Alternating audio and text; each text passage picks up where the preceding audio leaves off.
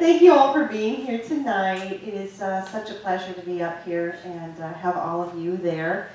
My name is Sarina Baptista, and who has seen me before? Excellent. And then who's new? The rest of you, right? Thank you for taking the chance and coming on out. What was that? Taking the chance. Taking the chance, exactly, right. I'm not going to dance for you. No ABBA, okay? Take a chance on me.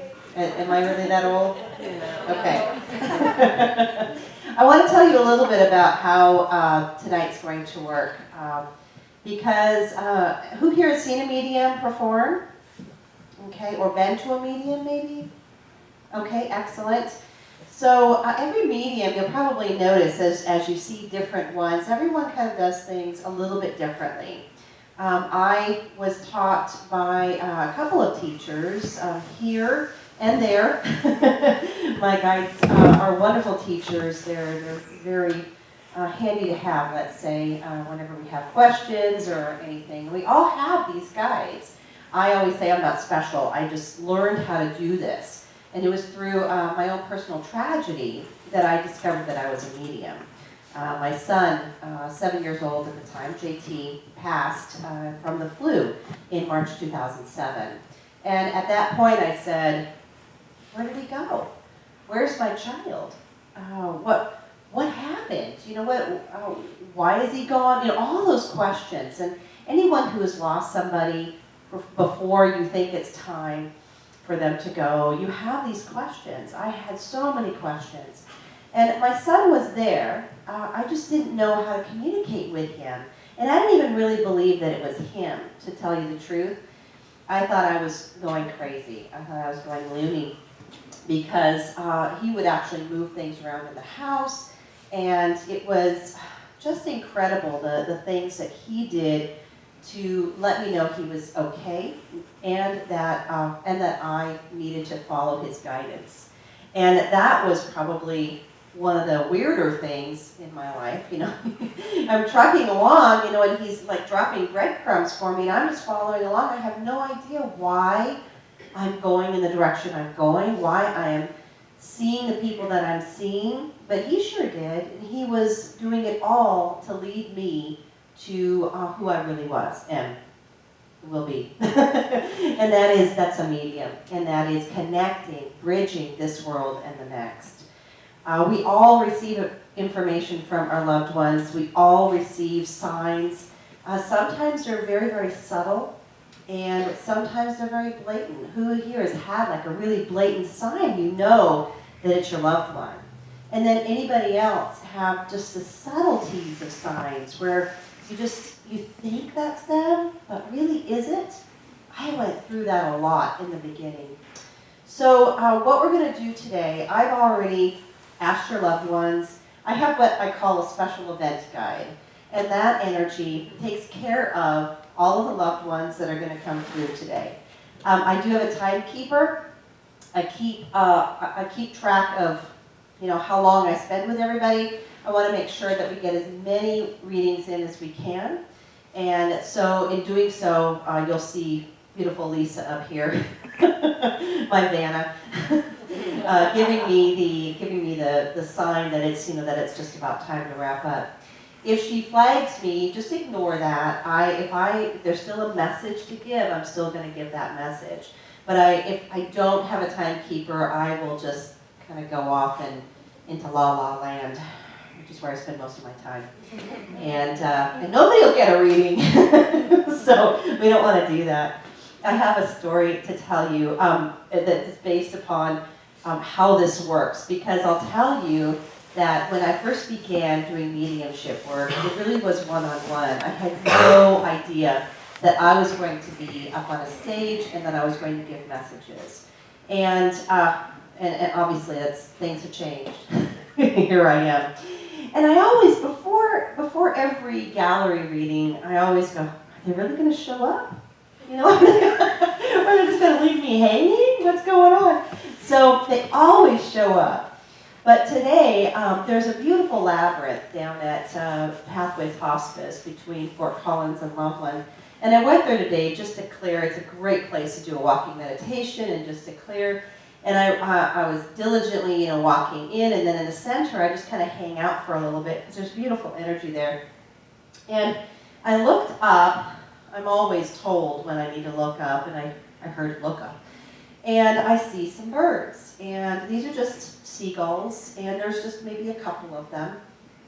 And then they're joined by a couple more, and then they catch a thermal right above me. And it ends up about 25 birds circling above me.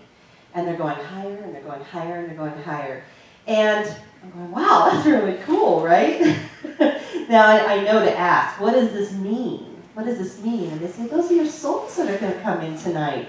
They're just hanging out above you, waiting for you to bring them in. So I thought that was really cool.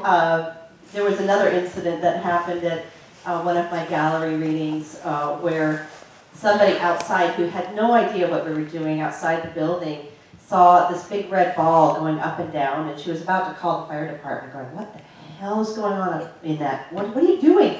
So one of the attendees went outside and she said, what are you doing in there? There's this big red ball going up and down. It goes down and then it disappears and then it comes back up again.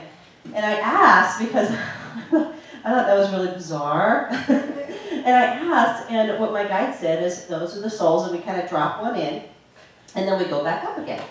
And this lady actually saw it who lived across the street. So I thought that was really trippy. So between the birds and a big red ball, Lord knows what's going on above me right now. We're just going to trust. So what I'm going to do, that Spirit is really, your loved ones really want these messages. They want to give you these messages. And so what they will usually do is they will direct me to where I need to go. There is it's kind of like picking up the phone. Now, we have really good phone lines now, right? But you remember the "Can you hear me now" commercial? So some of them, it's like I'm hearing them like they're really far away. So I ask them to come closer, So if I pause for a moment, if I say we're going to you, and then I pause, just be patient. We're just waiting for that energy to kind of come in. I have to lift my vibration, my energy up to them. And they're dropping their energy down to meet me. And then we get to learn to communicate. Some of your loved ones have never done this before, have never gone through a medium before. So there is a kind of a learning curve between the two of us or more. I have asked for them to come in one at a time because I did a party over the weekend and there were two that just insisted on being together and coming in, and they messed me all up as far as, who died of what, So I've asked them to come one at a time, but we always invite, if it's like a husband-wife or whatever, then we invite them in. You might also, I might also ask you, because sometimes we have somebody come in who is like maybe a great-great-grandmother. Did you know this person? Probably not.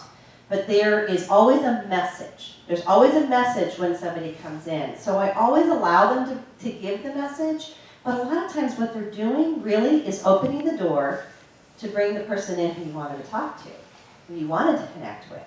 So what I do at that point, if I'm cued to do it, is I'll ask you, who did you want to talk to, and what was their relationship to you? And that brings that energy in very, very, very strongly.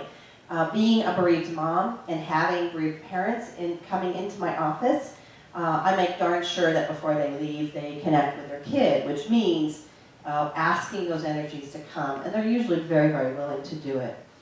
Let's see, is everybody else out there still? Where's like Elisa and Michelle? Okay, because I actually need a mic runner. So can you do two things at once there?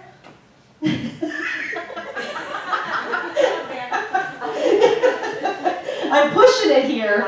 These are all volunteers who are helping me tonight. You want me to give it a whirl? Yes, give it a whirl. Okay. Yeah, and you can, once you hand off the microphone, and as soon as one of them come in, then Okay. I'll make them do the work, We'll make okay? it work. Okay. The other thing you'll see is sometimes I need to sit down because the person who's coming in either was, really tired or not feeling well or something, when they left. And sometimes I have to sit down to kind of catch my breath. So we're going to invite in, I'm going to go ahead and sit because I can feel a whole bunch of energies. What was that? The mic is over there, yes. Lisa White, everybody!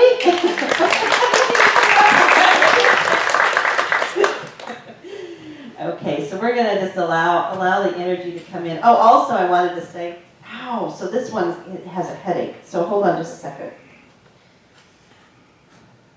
Yeah, sometimes they're very, very strong.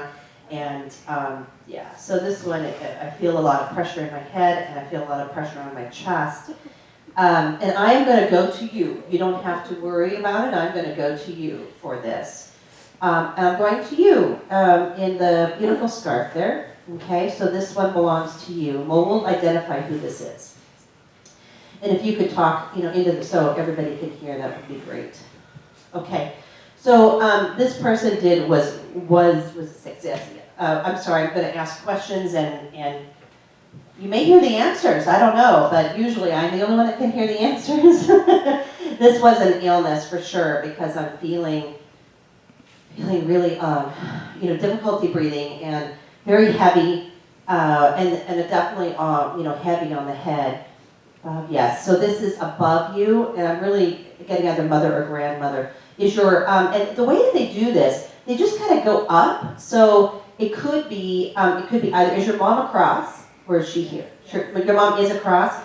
Let me pinpoint which one this is. Okay, they're together. So you've got grandmother over there also, obviously, but your mom is the one that's giving me this really heavy feeling, okay?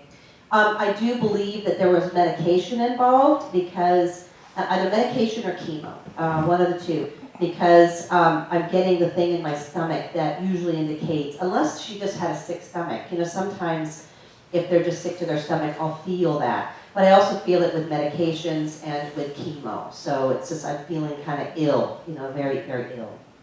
Let me get more information from her. So, so for her, even though this is illness, it feels like a quick passing. Does that make sense to you? Because it's, I feel like I didn't have time. I didn't have time to do things. I didn't have time to, it just happened. I mean, it was very, very quick, but I do feel, again, ill around it. Okay, does that make sense to you? Okay. She's going like this to your hair. So either hair was very important to her or she likes your hair. Let me find out. Hair is, she seems like a kind of a coiffed woman to me, meaning that she kept herself very well. You know what I mean? She dressed, she did her hair, things like that, especially in her younger days. It was important to her. Not that she was superficial, I'm not getting superficial, but I'm getting that she cared about how she looked. Okay, does that make sense to you? That's more my grandmother. More your grandmother? She might have, yeah, but then they might be not listening to my guidance and coming together, which is fine. I can see them together, and it's important that they're together too. That's an important piece for it. Okay, let me see who wants to talk. Your mom really wants to talk, so I'm going to let her talk, and then I'm going to have your grandmother step back a little bit, which is really funny because your grandmother does not seem like somebody who would step back for anybody. So she almost was put out, by my doing that. But she's got to understand. I mean, you were close to her as well, so they both feel mother. They both feel like mother to me. So that means that it was, the relationship with your grandmother also was very close and motherly, is what I'm sensing.